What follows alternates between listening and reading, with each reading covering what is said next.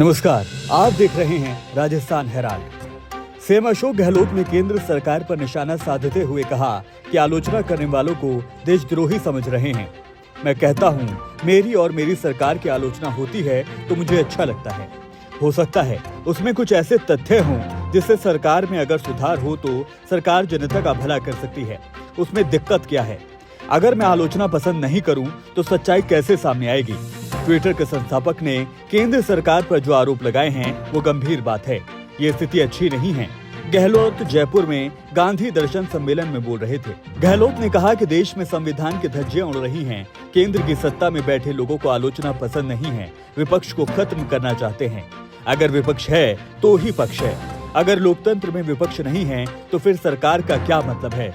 सरकार का मतलब तब है जब विपक्ष की आलोचना सुनने का मादा हो।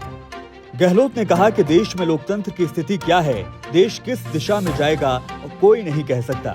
जिस प्रकार आरएसएस बीजेपी के लोगों ने कब्जा किया है, धर्म और जाति के नाम पर चुनाव जीतना बहुत आसान काम होता है। धर्म जाति के नाम पर चुनाव जीतना बहादुरी का काम नहीं है। जाति और धर्म ऐसी चीज है, उसमें सब कुछ संभव है।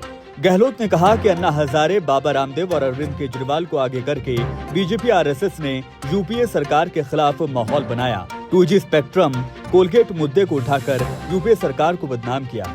आज कोई इनका नाम तक नहीं लेता, उसकी कोई आज बात नहीं करता। कोई जेल गया क्या? लोकपाल को लेकर कितना हंगामा मचाया। आज देश में लोकपाल की चर्चा तक नहीं होती।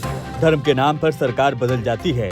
गहलोत ने कहा कि कांग्रेस बलिदान देने वाली पार्टी है। अब ये लोग सत्ता में आ गए हैं। इन्हें आप ईमानदारी से पूछिए कि आजादी की जंग में ये बीजेपी वाले लोग कहाँ थे? आजादी की जंग में बीजेपी वालों ने एक उंगली भी कटाई नहीं। बड़ी बड़ी बातें करते हैं, कांग्रेस मुक्त भारत बनाने की बात करते हैं, कहते हैं 70 साल में कुछ नहीं किया। जिस वक्त देश आजाद हुआ उस वक्त सुई तक नहीं बनती थी। बिजली क्या होती है लोग समझते नहीं थे।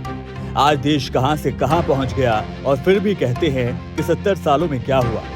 गहलोत ने कहा, गांधीवादी प्रदेश की बहुत बड़ी पूंजी है। ये देश की पूंजी बन सकते हैं। मैं भी आपकी तरह ही काम करता था। बचपन में तरुण शांति के कैंप हुआ करते थे। रामजी भाई देसाई हुआ करते थे। उन्होंने गांधी कथा करवाई थी। कैंपों में मैं सबसे पीछे बैठने वालों में था। गांधीवादी कुमार प्रशांत आगे बैठने वालों में थे। मुझे बोलना नहीं आता था। मैं डरता था कि कहीं बोलने के लिए नाम नहीं पुकारते। मुझे इतना संकोच होता था और मैं सबसे पीछे बैठा करता था। कुमार प्रशांत इस क्षेत्र में आगे बढ़े। मैं आप सबकी दुआओं से घूमता घूमता यहाँ तक आ गया। ऐसी ही तमाम खबरों के लिए आप बने रहिए राजस्थान हेराल्ड के साथ।